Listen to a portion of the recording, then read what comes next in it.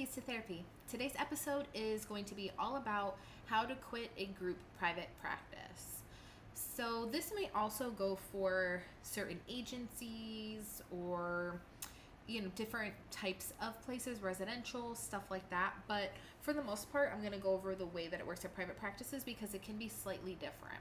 So at agencies, hospitals, like some bigger type places, they usually have something about the amount of notice you need to give, 30 days, 60 days, whatever it is. And typically you would submit a letter to your supervisor, manager, whatever that structure looks like, and give them your notice. And then depending on if you had a consistent caseload or not, things would move according to plan. So if you're somewhere like a hospital, we don't have a consistent caseload because people are in and out. So it'd be more so giving them that notice so that they could fill that position or figure out what to do in the interim when you leave. If it's more of like an agency type setting, community mental health, something like that, where you maybe potentially have a caseload, that's going to follow pretty similarly to the group practice, but a little bit different. Most of the time, if people are going to community mental health, then they are limited with their resources, so they might have to stay at a place like that versus being able to follow you wherever you're going next. So typically, if you're leaving that type of place, you would just make sure that all your clients were given to different staff members that work there. You find best fit if possible, try to have a warm handoff, stuff like that. So I know when I left community mental health, I made sure that I gave them a lot of notice, actually. I think I gave them like 3 months or so. But it was like different. I was really close with my supervisor, and it was kind of a different situation. So she understood for months that I was going to be leaving because I was moving out of state. So I was able to, they were able to find somebody, and we overlapped a couple weeks. And so I was able to help the new person meet with my clients in session for a few minutes or meet briefly. So then that way there was just an easy transfer. And then that person moved into my office, and then they were good to go. So assuming that it was a good fit. But with a group private practice, things can run a little bit differently. It tends to be a smaller setting, so things can feel more personal, and there's just a lot more dynamics that go into it. So let's go. So the first step is figuring out when you're leaving for yourself, right? You want to go through why you're leaving, what you're doing next, have your plan solid and ready before you put out there that you're leaving. Now, one, I suggest that because I want you all to be confident when you give that notice, because that can be a nerve-wracking conversation sometimes. So if you're confident and you've prepared your letter with all of the things a person will need to know, here's my notice, here's the date that I'm leaving, and really those are the only two main things, but obviously you could put some kind words in there if it feels relevant. You want to have that information ready, where that way the place that you're working at can go ahead and plan for that, and then you can start telling clients and give them a solid date that you'll be leaving, so everybody understands what's coming next. And I think the other piece of it is you want to have your plan ready, because sometimes people are leaving group practices because they're toxic places.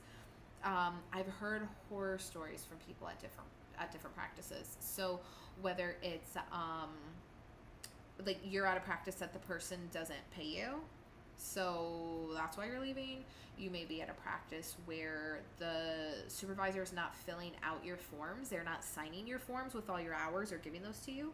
So you're not being able to keep track of that stuff for the board or to submit your application in order to get your full license if you're provisional. I've seen people getting their pay messed up multiple times at practices. Owners that have been very controlling or crossing boundaries where they're treating you more like a friend than an employee or coworker. I've heard of people giving their notice and being told that they need to be out by the end of the week. And that means you need to have your plan set up in case you're in that type of environment, more so if you're in that type of environment, because you want to have all your ducks in a row before you get the ball rolling on some of this transitionary stuff, especially if the person who is running the place that you're working at is not the greatest, most healthiest person. And I know I've mentioned this in past videos, but this was something that was news to me, is it feels like a big percentage. I can't give you guys a number. I mean, I would personally guess half, maybe less than half, of the people who go into this field really aren't here for the right reasons. or maybe they start for the right reasons and then their personal stuff takes over and they're not doing well. And then that's coming through with their employees or to their coworkers or to clients.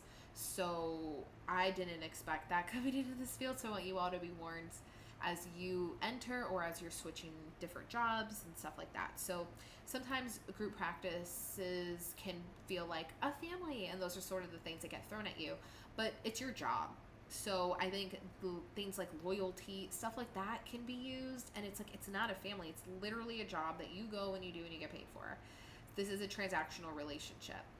So sometimes people feel really guilty if they started at a place and it's not working for them, or they blame themselves if they're newer. There's lots of different things that can go into this.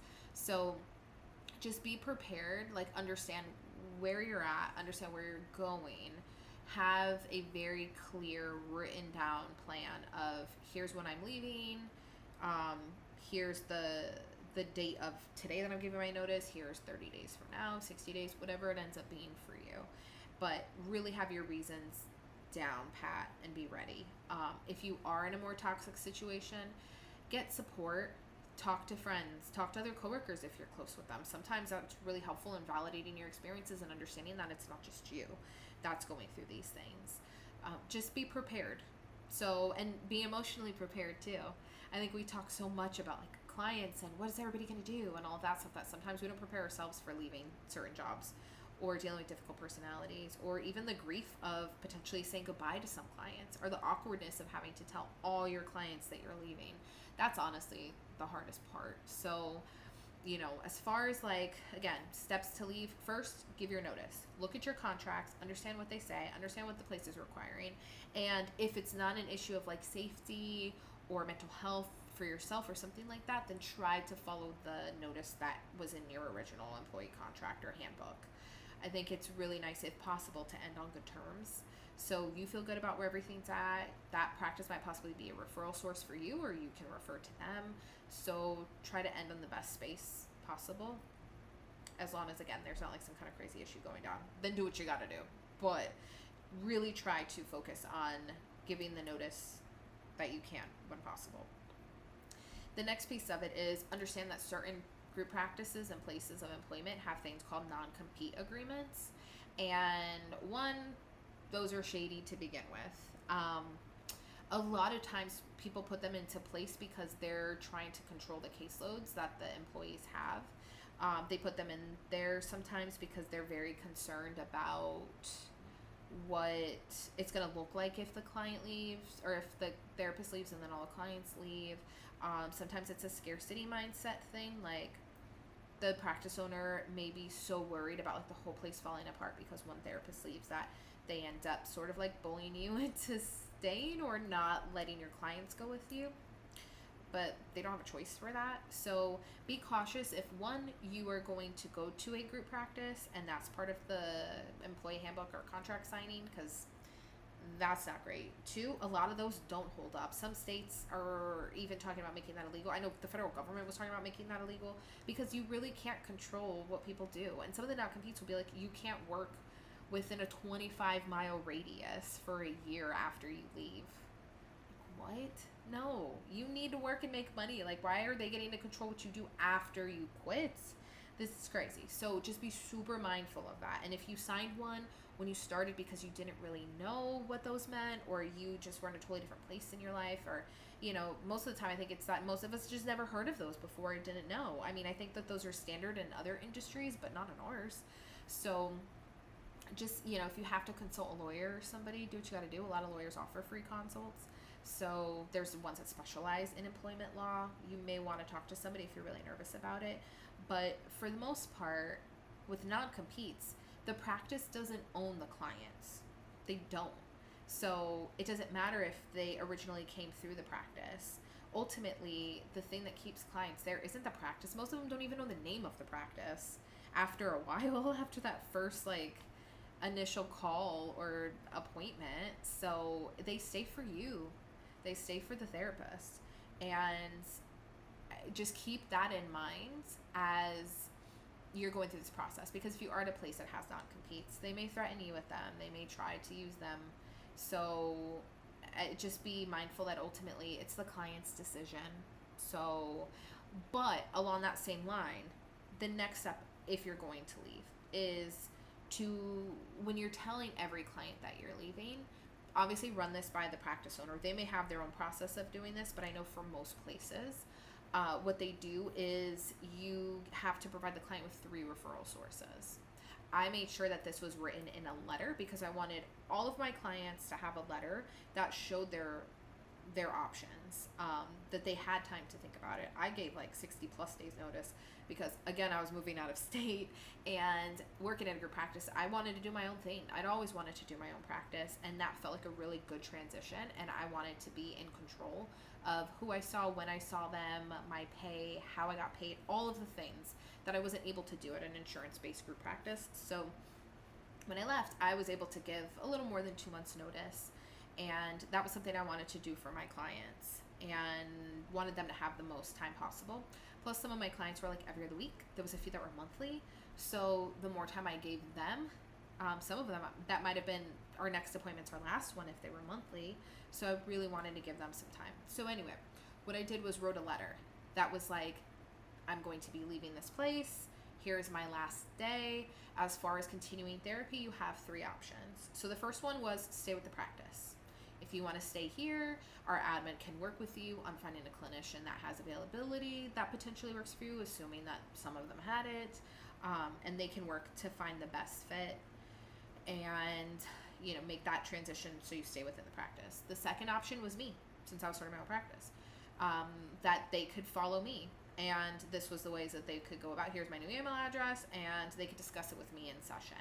I didn't want to put too much of my stuff in that letter because the letter ultimately went in their client portal, and any of that stuff is property of the practice you work at. All of my notes, everything, because it was under the client portal of the practice, it wasn't my property. So I really wanted to make sure that the letter was like as straightforward and formal as possible. So it's just like, hey, I'll be starting my own practice. Here's going to be the ways to follow me, talk to me about it in session, if interested. And the third option was that they could go to Psych Today, or I listed, I think both. I think I listed Psych Today, and I listed a couple different practices in the area that had good reputations. So they had the option also of choosing a totally different place if they wanted to, or if they had to, because maybe there wasn't availability with some of the people there at the practice that worked for them. So you want to have different referrals. You don't ever want the client to feel like they have to stay with the practice. You don't ever want the client to feel like they have to follow you. You also don't want to be accused of soliciting clients. That's something that I think sometimes therapists who have non-competes, that's really what they're trying to say is, well, we don't want you to be shady about leaving and like suddenly be manipulating against the practice and all this other stuff, or plotting against the practice and manipulating people. So I think what it comes down to is putting it on the client, but making sure that you're taking such a neutral stance that the client doesn't ever feel bullied or pressured in any way, because it's extremely unethical. So if you present them with 3 different options, and what I would do with clients was with termination sessions, I would sit with them. I would let them know at the start of the session, unless they were like crying or really upset. Then we would hit that first. But for the most part, be like, hey, before we get started, just want to give you some news. Like, I'm going to be leaving. Here's the date. I'm sending you a letter today. And at the end of every day or on my lunch break, I would send that letter through the portal to every client I had seen and told that day, so that they could see the options in black and white. But we talked about it first. I wanted to be able to tell them and have them process that with me. Ask their questions and have some time to sit with it. And luckily, because I had over 60 days notice, they had plenty of time to figure out what they wanted to do. So I think that worked really well, and I would highly recommend doing that. That feels like the most ethical thing, is to give clients that ability to choose and empower them to choose whatever works best for them, and to provide them with an array of options so that they can find whatever best fit is going to be for them. It also, as the clinician, helps with guilt, because it's really hard leaving a place, and it's tough when you know that certain clients can't follow you, whether it's a financial reason, whether it's because maybe some of their family's still at that practice and it just makes the most sense for them to stay, whether it's a time availability thing. Maybe you used to see them in the mornings, and now your new place, you're working evenings. I mean, there's like so many different things that can come up. So I think it helps. as a clinician to feel like you're making sure that your client's going to have multiple ways of continuing their therapy if that's what they want to do. And then the last one is to try to exit on good terms if possible. So even if it's a toxic place, try to do your best to maintain your composure, to be positive or at least neutral with the person who runs it or the place that you're at. Obviously, it'd be great to have a nice, smooth transition out of there and feel like, you know, you and that practice can refer back to each other, you and the employees there, or whatever else. But I understand that sometimes it's just not possible and you've got to go, or you gave your notice and they kicked you out. And that's really, really tough because then your clients don't get that closure. So you know the places that you're at, you know the people that you work for, so really gauge what ultimately will be best and prepare yourself for those potential reactions.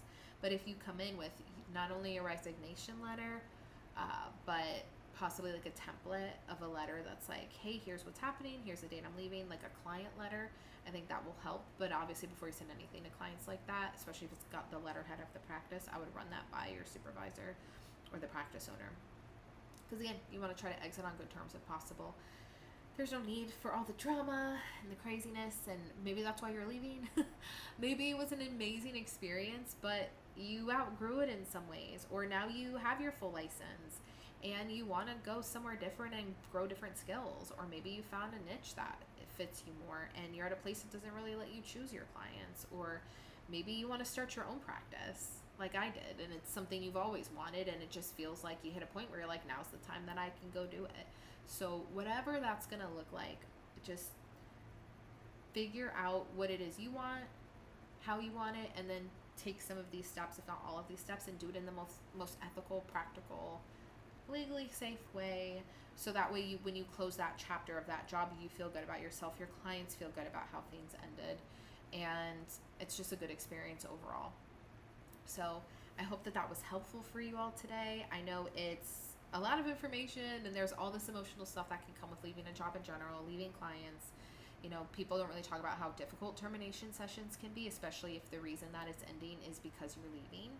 There's so much guilt and those conversations can be hard, and clients' reactions can vary from being super happy for you and excited for you to being mad at you that you're leaving. So when I say to get support through this process for yourself, absolutely do that, because whether it's the best job or the worst job, you're still going to need support in having those termination conversations every day, potentially for weeks, and on top of planning whatever you're going to do next and making that transition in your personal life. So just get the support, reach out to people, build your community, and good luck on whatever it is you do next. But I hope that this helps make that transition and process a whole lot easier for you and your clients and employer if possible. But well, stay tuned for future episodes by subscribing below. That helps me out. That helps the channel out. So I would love that, and thank you. There's also a Facebook group for newer clinicians, and that link is posted below. And yeah, that's pretty much it. So good luck, and I'll see you guys next time. Bye.